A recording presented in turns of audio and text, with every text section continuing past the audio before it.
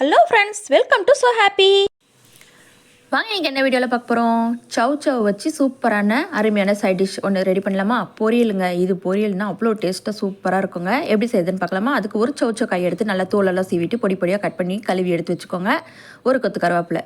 இப்போ இதுக்கு தேவையான மசாலான்னு பார்த்தீங்கன்னா பாருங்கள், 1/4 மூடி குறைவாக தேங்காய், காரத்துக்கு வரமிளகா ஒரு 4-5 எடுத்திருக்கேன், சோம்பு 1 டீஸ்பூன், சீரகம் 1 டீஸ்பூன், 1/4 டீஸ்பூன் மஞ்சத்தூள், 2 டேபிள் ஸ்பூன் அளவுக்கு வறுத்த வேர்க்கடலை.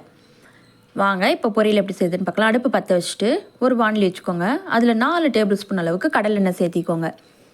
எண்ணெய் நல்லா சூடேறட்டும். 1/4 டீஸ்பூன் அளவுக்கு கடுகு சேர்த்திக்கோங்க. எண்ணெய் நல்லா சூடேறின பிறகு 1/4 டீஸ்பூன் அளவுக்கு கடுகு சேர்த்துட்டு, கடுகு நல்லா பொரிஞ்சி வந்த பிறகு 1/4 டீஸ்பூன் அளவுக்கு சீரகம் இப்போ சேர்த்துட்டு, வெங்காயம் எதுவுமே சேர்த்தணுன்னு அவசியம் இல்லைங்க. நம்ம இப்போ கட் பண்ணி வச்சுருக்கிற காயை சேர்த்திடுங்க. சவுச்ச காய் இருக்குது பார்த்தீங்களா, அதை சேர்த்துருங்க. சேர்த்துட்டு நல்லா கலந்து விடுங்க. ஒரு 10 செகண்ட் போல் நல்லா வதக்கி விட்ட பிறகு இப்போ நம்ம இதுக்கு தண்ணி எதுவுமே தெளிக்க வேண்டாம். லைட்டாக இது கொஞ்சம் உப்பு போட்டுக்கலாம். காய் கொஞ்சம் சீக்கிரம் வதங்கி வந்துடும். நான் ஒரு 1/2 டீஸ்பூன் அளவுக்கு உப்பு சேர்த்திருக்கேன். இப்போ பாருங்கள், உப்பு சேர்த்துட்டு நல்லா கலந்து விட்டுருங்க. கலந்து விட்டுட்டு தண்ணி எதையுமே சேர்த்தக்கூடாது, அப்படியே இருக்கட்டும்ங்க. பாருங்கள், காய் நல்லா வதங்கி வரணும். அதிலே நல்லா வெந்து வந்துடும்.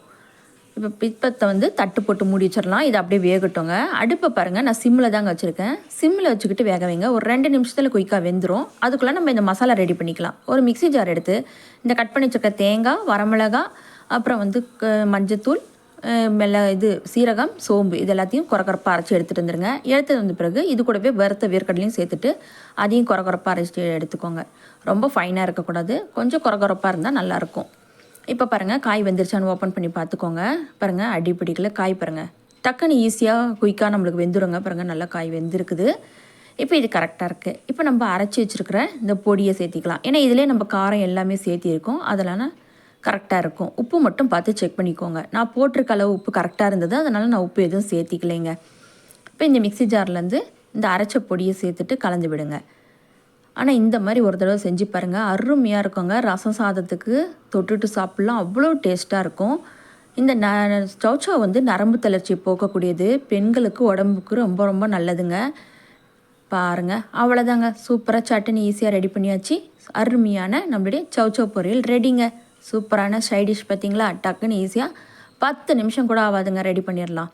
இதே மாதிரி நீங்களும் செஞ்சு ட்ரை பண்ணி பாருங்கள். இந்த வீடியோ உங்களுக்கு பிடிச்சிருந்தா லைக் பண்ணுங்கள், ஷேர் பண்ணுங்கள், கமெண்ட் பண்ணுங்கள். மறக்காமல் நம்ம ஸோ ஹாப்பி சேனலை சப்ஸ்கிரைப் பண்ணிடுங்க. தேங்க்யூ.